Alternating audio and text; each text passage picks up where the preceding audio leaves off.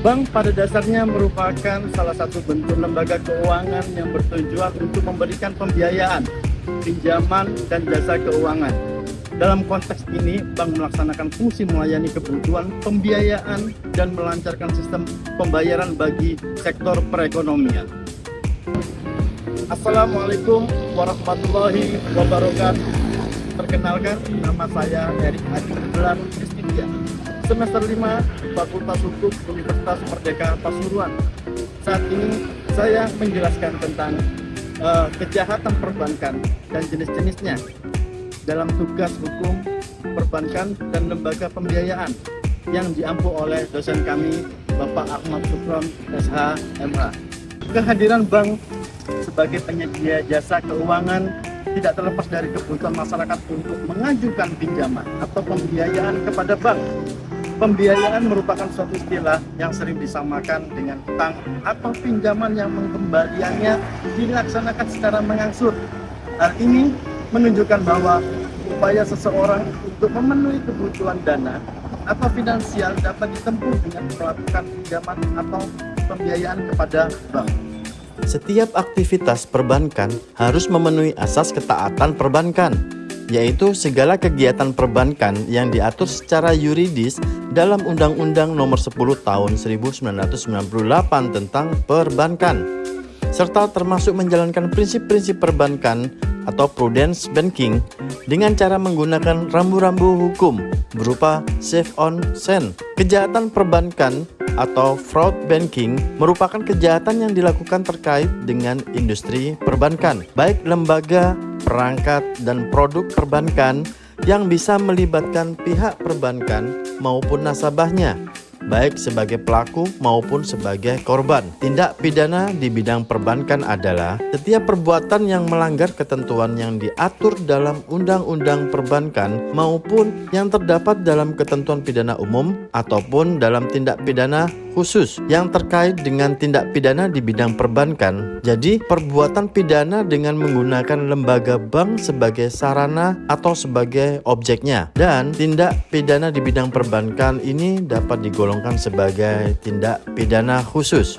Menurut Undang-Undang Republik Indonesia Nomor 7 Tahun 1992 tentang perbankan, sebagaimana telah diubah dengan Undang-Undang Republik Indonesia Nomor 10 Tahun 1998 tentang perbankan, pada pasal 51 menyebutkan bahwa kejahatan perbankan adalah tindak pidana yang sebagaimana disebutkan dalam pasal 46, 47, 47A, 48 ayat 1, pasal 49, pasal 50 dan pasal 50A yang meliputi 13 macam tindak pidana. Ke-13 macam tindak pidana perbankan tersebut selanjutnya diringkas menjadi 4 jenis kejahatan, yaitu 1. Tindak pidana yang berkaitan dengan perizinan. Yang kedua, tindak pidana yang berkaitan dengan rahasia bank. Yang ketiga, tindak pidana berkaitan dengan pengawasan dan pembinaan. Yang keempat, tindak pidana yang berkaitan dengan usaha bank. Ditambah lagi dengan adanya tindak pidana berkaitan dengan pihak terafiliasi.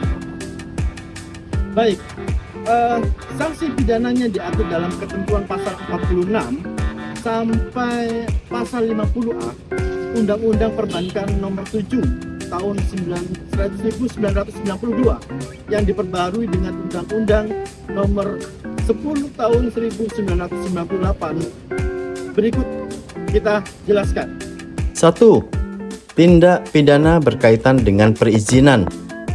Setiap pihak yang ingin mendirikan bank tentunya harus memenuhi ketentuan sebagaimana yang diatur dalam undang-undang. Berkaitan dengan perizinan bank telah diatur dalam pasal 16 Undang-Undang tentang Perbankan yang mewajibkan setiap pihak memperoleh izin usaha sebagai bank umum atau bank perkreditan rakyat dari pimpinan Bank Indonesia apabila ingin melakukan kegiatan menghimpun dana dari masyarakat dalam bentuk simpanan. Apabila ternyata belum memperoleh izin usaha sesuai ketentuan tersebut, namun sudah menjalankan kegiatan layaknya bank, yaitu menghimpun dana dari masyarakat, maka Aktivitas tersebut dapat dikatakan sebagai praktek bank tanpa izin atau bank gelap. Ketentuan pidana mengenai pelanggaran perizinan bank ini juga telah diatur dalam pasal 46 Undang-Undang tentang Perbankan yang memberikan ancaman pidana penjara paling lama 15 tahun dan denda paling banyak 10 miliar. 2. Tindak pidana berkaitan dengan rahasia bank. Sebagai lembaga keuangan, tentunya industri perbankan harus dapat menjaga kepercayaan masyarakat. Salah satunya terkaitnya dengan keterangan data diri dan keadaan keuangan nasabah. Rahasia bank berdasarkan pasal 1, angka 28 Undang-Undang tentang Perbankan didefinisikan sebagai segala sesuatu yang berhubungan dengan keterangan mengenai nasabah, penyimpanan, dan simpanannya. Apabila terdapat pihak yang melakukan pelanggaran rahasia bank, Undang-Undang tentang Perbankan telah mengatur pengenaan ancaman pidana pada pasal 47 dan pasal 47A. 3. Tindak pidana berkaitan dengan pengawasan bank. Dalam pelaksanaan kegiatan usahanya, setiap bank memiliki kewajiban untuk patuh kepada pihak yang bertanggung jawab terhadap pengawasan bank, yaitu Bank Indonesia dan Otoritas Jasa Keuangan. Dikarenakan sebagai lembaga yang mengelola uang masyarakat dalam jumlah yang besar, Bank Indonesia perlu mengetahui bagaimana perjalanan kegiatan dan usaha bank melalui laporan.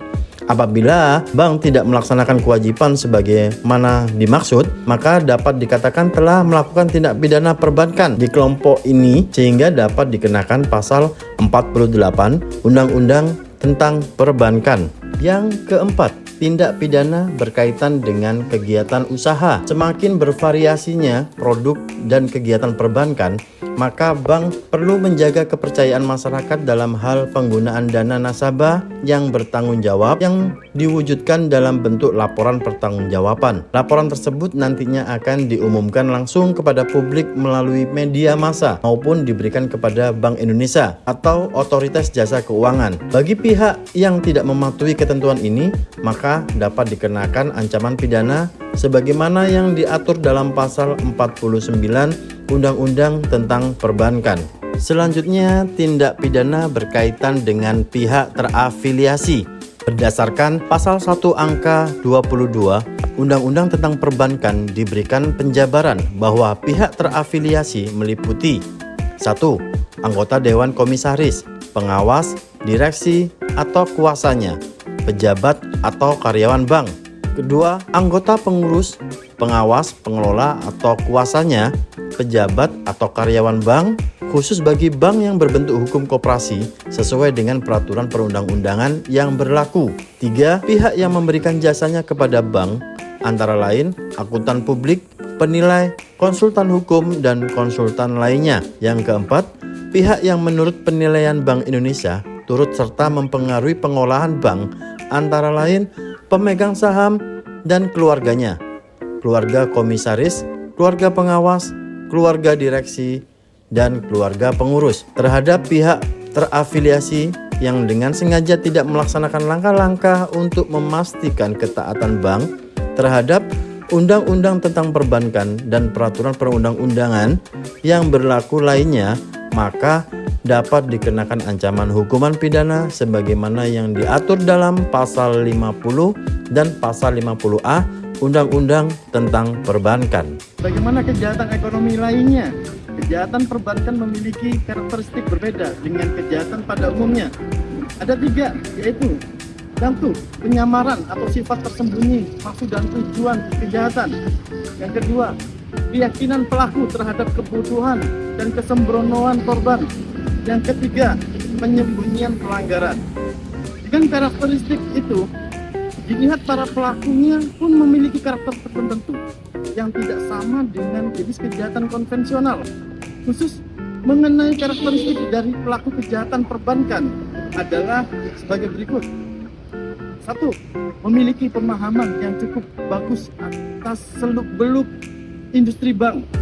Yang kedua, memiliki keahlian di bidang tertentu seperti lobby, menganalisis, manajemen, memalsukan, komputer, dan sebagainya. Yang ketiga, ada kalanya pelaku memiliki jabatan. Yang keempat, agresif, ambisius, dan workaholic. Untuk meminimalkan modus operandi tindak pidana di bidang perbankan, diperlukan pengawasan secara internal oleh manajemen sebagai upaya melakukan penyehatan manajemen perbankan dengan memperbaiki aspek manajemen personalianya, moralitanya, dan mentalitas para banker yang merupakan titik sentral yang perlu mendapatkan penekanan ke arah pertumbuhan dan perkembangan bank secara sehat. Dengan meningkatnya kejahatan di bidang perbankan yang baik dilakukan oleh pengurus bank ini memanfaatkan bank yang dikelolanya dijadikan alat untuk memperkaya diri sendiri atau kepentingan diri sendiri sebagaimana itu telah diuraikan sedikit tadi di atas. Sebagian jawaban atas meningkatnya resiko yang dihadapi oleh perbankan, maka diperlukan suatu pengawasan dan pembinaan yang baik terhadap bank yang merupakan kewenangan Bank Indonesia, dan juga peningkatan usahanya, prinsip kehati-hatian oleh pihak bank sendiri dalam menjalankan usahanya. Demikian pemaparan tentang kejahatan perbankan dan juga jenis-jenisnya. Semoga bermanfaat dan menambah pengetahuan kita semua. Maaf apabila ada kesalahan, dan kami ucapkan terima kasih yang sebesar-besarnya. Wabillahi taufiq wal hidayah. Wassalamualaikum warahmatullahi wabarakatuh.